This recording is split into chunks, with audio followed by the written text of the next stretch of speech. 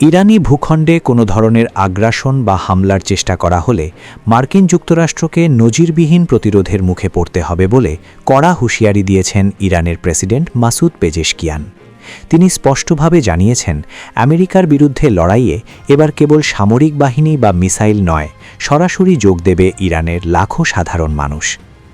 President Pezeshkian বলেন, মার্কিন বাহিনী যদি ইরানের মাটিতে পা রাখার দুঃসাহস দেখায়, তবে তাদের এমন এক গেরিলা যুদ্ধের মুখোমুখি হতে হবে যা সামলানো ওয়াশিংটনের পক্ষে অসম্ভব হয়ে পড়বে।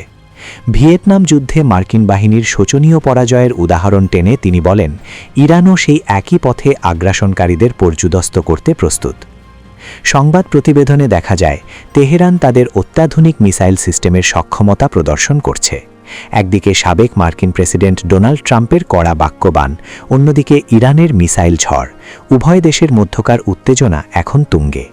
সামরিক বিশ্লেষকদের মতে, ইরানের এই বিপুল ক্ষেপণাস্ত্র ভাণ্ডার মার্কিন নৌবহর ও আঞ্চলিক ঘাঁটিগুলোর জন্য বড় হুমকি। ইরানের প্রতিরক্ষা কৌশলের একটি বড় অংশ হল সাধারণ জনগণ।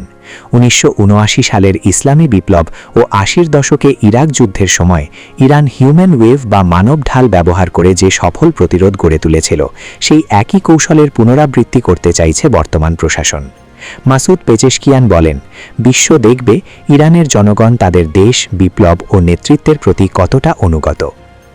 ইসলামী বিপ্লবের বার্ষিকী উপলক্ষে তেহরানের আজাদি স্কোয়ারে সমাবেত লাখো মানুষের ঢল বিশ্বকে এক শক্তিশালী বার্তা দিয়েছে।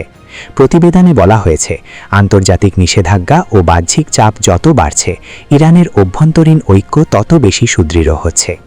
প্রেসিডেন্টের মতে, এই ঐক্যই যে কোনো বহিঃশত্রুর বিরুদ্ধে ইরানের প্রধান ঢাল। উল্লেখ্য যে, মধ্যপ্রাচ্যে সাম্প্রতিক উত্তেজনার প্রেক্ষাপটে মাসুদ পেজেশকিয়ানের এই মন্তব্যকে অত্যন্ত তাৎপর্যপূর্ণ বলে মনে করছেন আন্তর্জাতিক রাজনৈতিক বিশ্লেষকরা। তাদের মতে, এটি কেবল একটি সামরিক হুমকি নয়, বরং সম্ভাব্য যুদ্ধের ক্ষেত্রে ওয়াশিংটনকে একটি মনস্তাত্ত্বিক বার্তাও দিয়েছে তেহরান।